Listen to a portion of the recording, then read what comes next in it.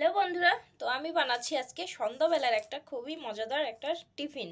তো আমি এখানে নিয়েছি ময়দা, নিয়েছি বিট নুন, আর এখানে নিয়েছি আলু, সেদ্ধ করা আলু। তো আলুর মধ্যেও কী কী দিয়েছি সবই দেখাবো। তো আর এখানে আমি আবারও নিয়েছি এক্সট্রা বাটির মধ্যে ময়দা 2 চামচ আর চালের গুঁড়ো 2 চামচ। তো এটাও জল দিয়ে একটু পাতলা একটা তৈরি করব, পাতলা মতো একটা তৈরি করব। তো চলো প্রথমে আমি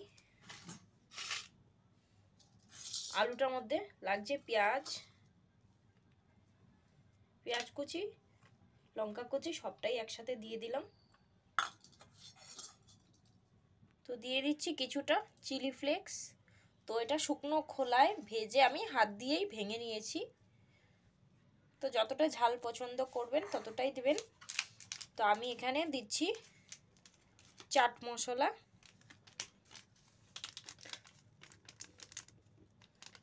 তো চাট মশলাটা দিলে একটু ভালো টেস্ট আসবে, ভালো লাগবে।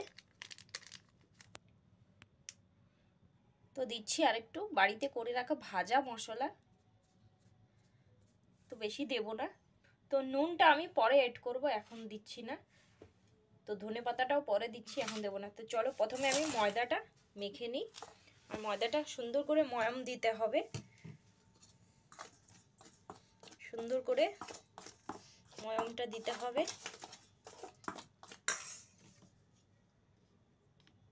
তো তেলটা একটু সুন্দর করে দিয়ে ভালো করে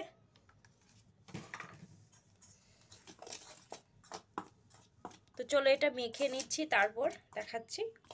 তো এখানে আমার ময়ামটা দেওয়া হয়ে গেছে। তো এবার আমি এটা মেখে নেব। তো এখানে আমার ময়দাটা মাখা হয়ে গেছে। তো এবার আমি এটা ঢাকা দিয়ে রাখবো কিছুক্ষণ। তো কিছুক্ষণের জন্য এটা আমি ঢাকা দিয়ে রাখলাম। এখানে যেটা ময়দা আর চালের গুঁড়ো নিয়েছি সেটা এবারে তৈরি করে নেব। তো এখানেও আমি কিছুটা চিলি ফ্লেক্স দিয়ে দিলাম, দিয়ে দিচ্ছি ধনেপাতা। তো এবারে তো নুনটা আমি আগে থেকে দিয়ে রেখেছিলাম। তো এবারে এটা একদমই পাতলা একটা তৈরি করব ব্যাটার। তো আমার এটা তৈরি হয়ে গেছে, খুব বেশি পাতলা না, খুব বেশি ঘনও না। তো চলো আলুর পুরটার মধ্যে আমি দিয়ে দিচ্ছি নুন। তো আগে নুন দিইনি। তো এবারে এটা ভালো করে মিক্স করে নেব। তো ধনেপাতাও দিয়ে দিচ্ছি।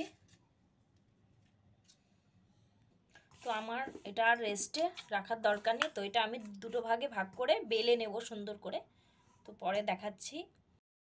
রুটিটা বেলা হয়ে গেছে, আর খুব বেশি মোটাও না, খুব বেশি পাতলাও না। তো আমি এবারে একটা গ্লাস নিয়েছি। তো গ্লাসের সাইজ করে গোল গোল করে কেটে নেব।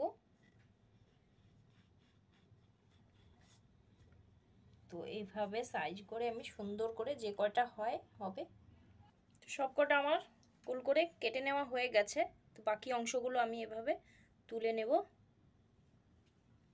তো এভাবে আমি আলুর পুরগুলো দিয়ে দিচ্ছি এর উপরে।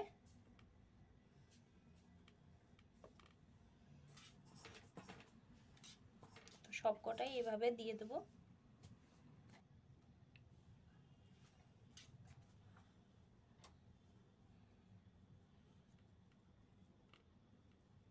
তো এভাবে আমি সব কটার মধ্যেই দিয়ে দেব। তো এভাবে করে একটু মিলিয়ে নেব।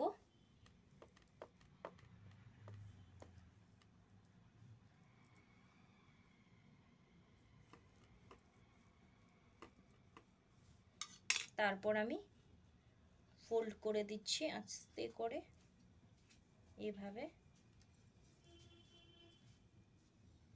তো এটা আর চাপ দেওয়ানোর কোনো দরকার নেই, চাপ দেব না আর।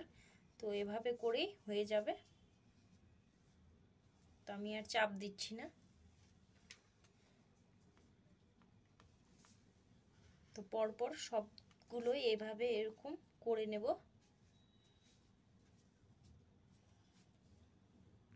তো এখানে আমি কড়াইটা বসিয়ে দিলাম। তো দিয়ে দিচ্ছি তেল।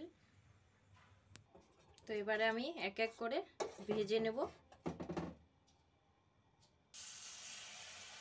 তো তেলটা কিন্তু খুব বেশি গরমে দেওয়া যাবে না, না হয় পুড়ে যাবে আর ভেতর দিকটা কাঁচা থেকে যাবে।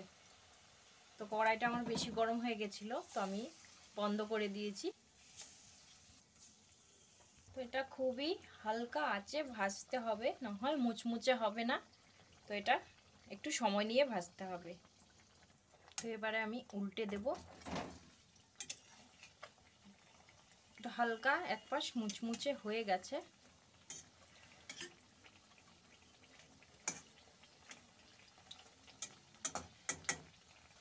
তো এখনো কিন্তু অনেকটাই মুচমুচে হয়ে গেছে, আওয়াজ শুনে বুঝতে পারছো। আরও একটু লাল লাল করে ভেজে নেব। তো এগুলো ভাজা হয়ে গেছে, আমি এবারে নামিয়ে নেব। তো দেখতে পাচ্ছ খুবই মুচমুচে আর লাল লাল করে ভাজা হয়ে গেছে। আমি এবার এটা নামিয়ে নিচ্ছি। বাকিগুলো এভাবে ভেজে নামিয়ে নেব। তো চলো বাকিগুলো ভেজে নিচ্ছি। তো এভাবে বাকিগুলো ভেজে নেব। তো এখানে আমার টিফিনটা রেডি হয়ে গেছে, দেখতেই পাচ্ছ। তো তোমাদের যদি ভালো লাগে তাহলে অবশ্যই লাইক কমেন্ট শেয়ার করো, আর চ্যানেলে যারা নতুন আছো চ্যানেলটিকে সাবস্ক্রাইব করে দিও। তো চলো পরবর্তী ভিডিওতে আবারও দেখা হচ্ছে। তো চলো একটা তোমাদেরকে ভেঙে দেখাচ্ছি। তো এই যে দেখতেই পাচ্ছ, তো অনেকটাই মুচমুচে হয়েছে।